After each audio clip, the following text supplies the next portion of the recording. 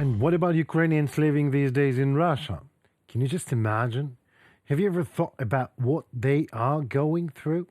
Good afternoon, this is Henry Keane in the UATV English studio, bringing the hard truth in easy terms for the whole free world directly from Ukraine as usual.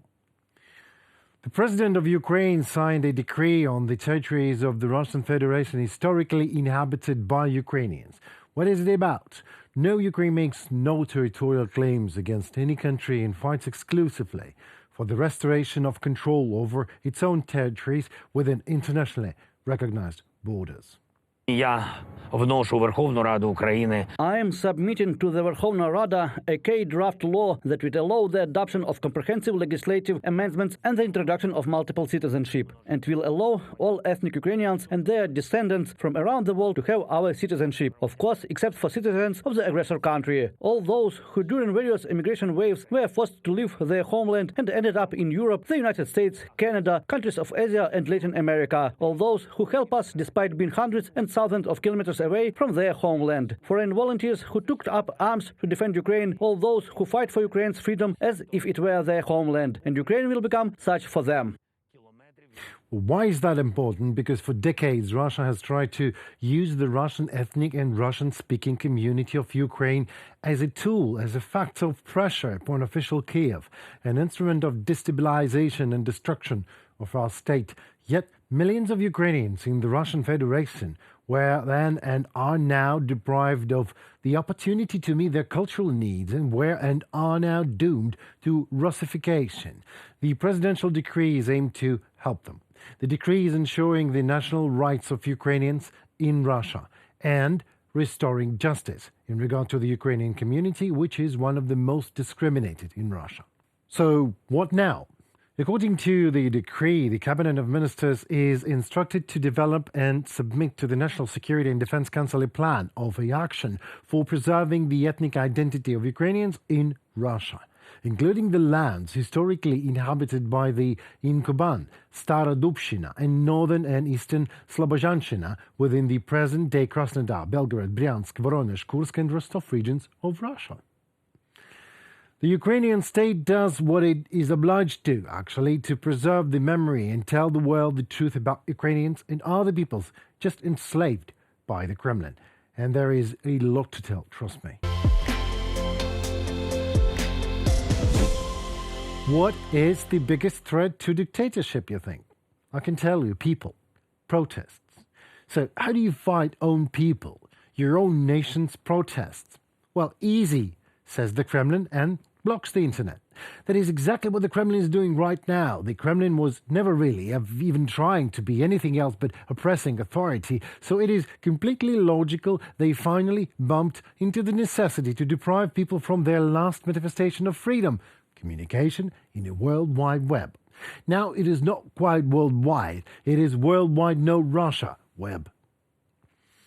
In Yakutsk, hundreds of people rallied over the murder of their fellow countrymen. The police are detaining those gathered. The internet and mobile communications in the city have almost completely cut off. A 26-year-old native of the Namsky community was killed in Yakutsk. He died during a mass knife fight. The head of the Republic of Yakutia, Aysen Nikolaev, said that the main suspect has a Tajikistan origin and a Russian passport, and that such people have no place in our society, I just quoted. Nikolaev promised to find out all the circumstances of such a man obtaining Russian citizenship. The Russian Ministry of Internal Affairs of the Republic called on, I quote them, not to succumb to provocations and turn off the internet in the city. You know, just in case people would suddenly find out that the Russian Ministry of Internal Affairs is the main provocator and actually is the main perpetrator of all sorts of high crimes and misdemeanors against the people of Yakutia. This is why they turned off internet. So for people not to participate in uncoordinated actions, that is how the Kremlin calls core human value of freedom, it is better to cut off internet, really. However, didn't help. Somehow hundreds of people came out to the city central square despite the paddy wagons and dozens of security forces who had arrived in advance, of course. We didn't touch them, people say, so why are they behaving this way? Well, the protesters were indignant. They are very, very concerned that not all the suspected murders of the young fellow have been actually detained. The Yakutians chanted Uray and Aikal, that means glory. Then things turned the usual Russian way. At first, the documents of those gathered were checked en masse, and then police began to detain them. Who, you might ask? What for? Or what a naivety. Anyone, of course. For whatever reason. Reason and person are not important in Russia. Russian police think of terror also en masse. You see, the more detained, the better. These guys are just implementing the Kremlin's will. That is of fear, terror, and oppression. Germany will hand over 6 multi-purpose Sea King helicopters to Ukraine. With the help of these machines, the armed forces will be able to conduct reconnaissance in the Black Sea, said the Minister of Defense of Germany, Boris Pistorius. Sea King is a reliable and powerful helicopter that will help Ukrainians in many areas, from conducting reconnaissance over the Black Sea to transporting military personnel. This is the first delivery of this kind from Germany. Boris Pistorius, Minister of Defense of Germany. Pistorius did not specify actually the exact delivery date of the helicopters. The minister also pointed out the need to provide Kiev with anti-aircraft defense systems in order to protect Ukrainian people. Sea King helicopters, these choppers have been used by the German military since the mid-1970s. In Germany, their main purpose is the search and rescue service. The German Sea King Mk-41, that is Chopper's full military name, was built in the UK by Westland Helicopters. The German Navy ordered 22 Sea King Mk-41 helicopters. All of them were delivered until 1974. But the German Sea Kings were then modernized in 86-88, gaining the ability to carry Sea Squad anti-ship missiles. This chopper has a large radius of action, more than 1,500 kilometers, and that is a lot.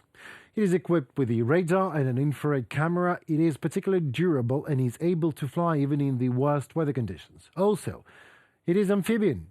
Yes, you heard me just right. Due to the special design of the amphibious helicopter, it can make an emergency landing right on water. Well, thank you, Germany, from the bottom of our hearts. But in terms of protection of us Ukrainians, Taurus missiles will help to protect us way better, as will help to apply force right onto Russian invaders, and force is the only thing they really do understand.